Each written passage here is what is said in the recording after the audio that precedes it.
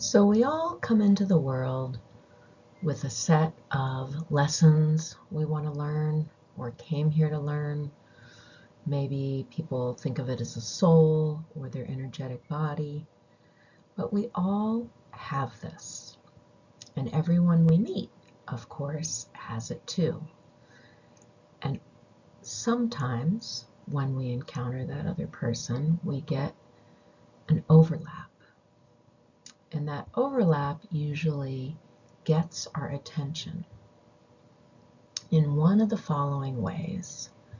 It can feel kind of just annoying, maybe like sandpaper rubbing on your skin, or maybe more serious, like feeling like you've been knifed in the back et tu, Brute, or maybe something that's not a person but an event just falls out of the sky like an anvil.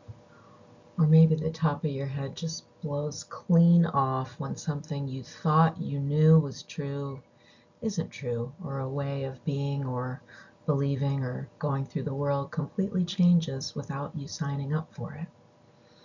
And people usually judge this as bad. And even though it is, yes, very unpleasant, discomforting, often scary, angering, that doesn't make it bad. It's trying to get your attention. And what most people usually do, at least initially, is they focus on that other person or thing obsessively.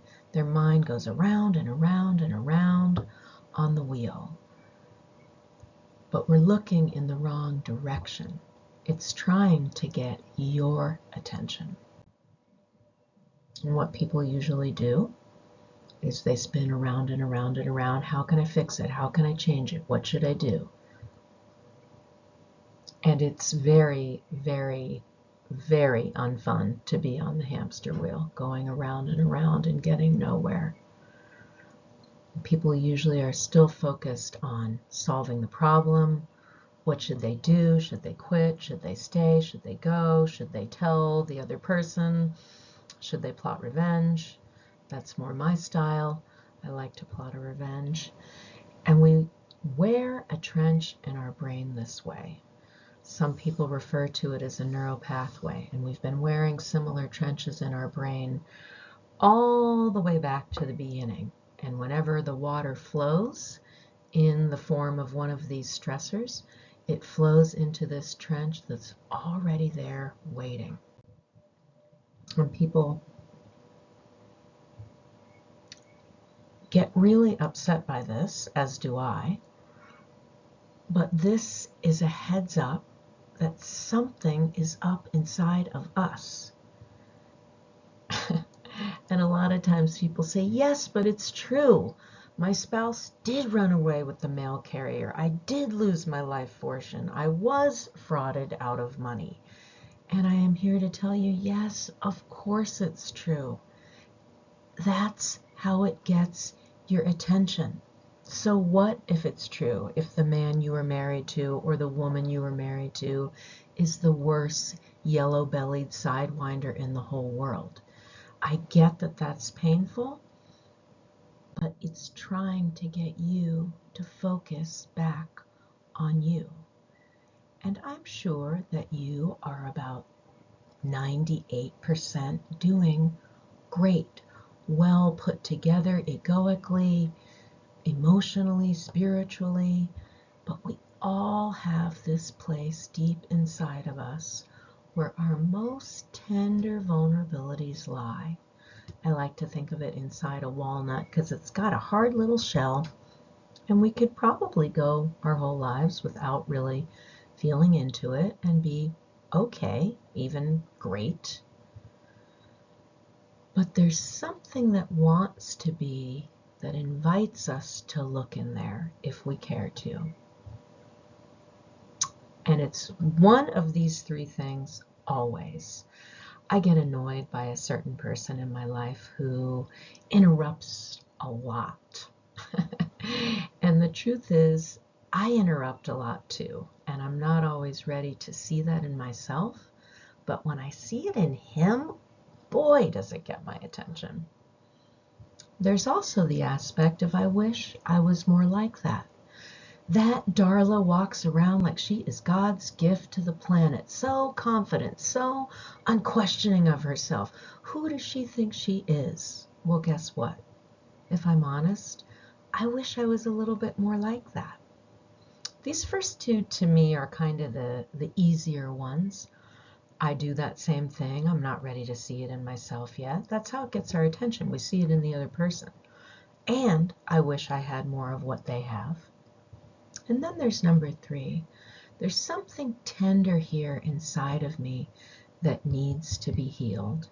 And I can be angry at my spouse for running away with the mail carrier for the rest of my life if I want, and how unloyal that is, and how terrible, and how characterological, pathological it is. Again, it may be true, but what I'm really trying to do here is heal something inside of me. And to do that, I gotta feel inside that vulnerable part, inside that little walnut shell inside of me. And it always equals something similar to I'm too dumb, fat, skinny, ugly, whatever. I'm too this. I'm not enough of that.